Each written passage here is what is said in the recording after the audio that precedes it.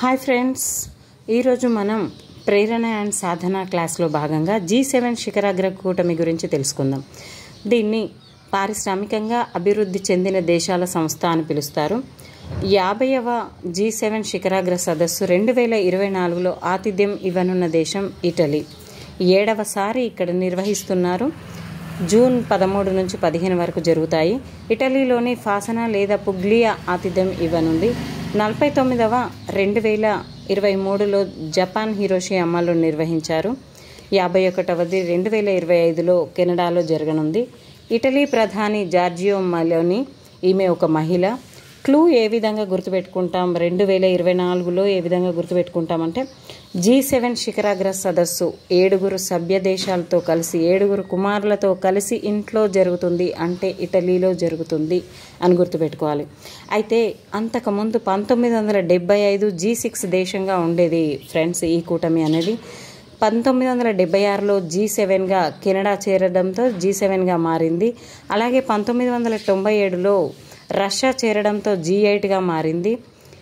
అయితే తర్వాత 2014లో Ukraine and Russia మధ్య వార్ జరగడంతో రష్యాను తొలగించడం జరిగింది. ఇప్పుడు ప్రజెంట్ G7 దేశంగా ఉంది. G7 దేశాలు మొత్తం 7 ఫ్రెండ్స్.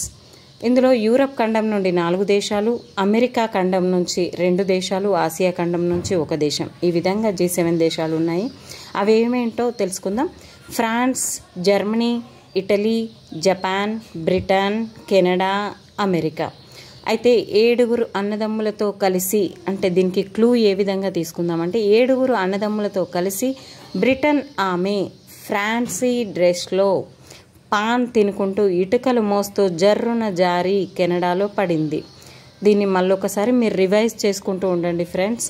బ్రిటన్ అంటే బ్రిటన్, 7 అన్నదమ్ములతో అంటే G7 దేశాలు, ఆమె అంటే అమెరికా, ఫ్యాన్సీ డ్రెస్లో అంటే ఫ్రాన్స్, పాన్ తినుకుంటూ అంటే జపాన్, ఇటుకలు అంటే ఇటలీ, జర్రున అంటే జర్మనీ, కెనడాలో పడిందంటే కెనడా. ఈ విధంగా గుర్తుపెట్టుకోవచ్చు ఫ్రెండ్స్. అయితే ఈ G7 దేశాలకు మరో 5 G5 దేశాల సభ్యత్వం కోసం, G7 దేశాల కోసం మరో 5 దేశాలు పోటీ పడుతున్నాయి. అవేంటంటే Bharat, Brazil, China, Mexico, south Africa. Bharat, Brazil, China, Mexico, south Africa. దీన్ని BBCMSగా గుర్తుపెట్టుకుందాం. BBCMS.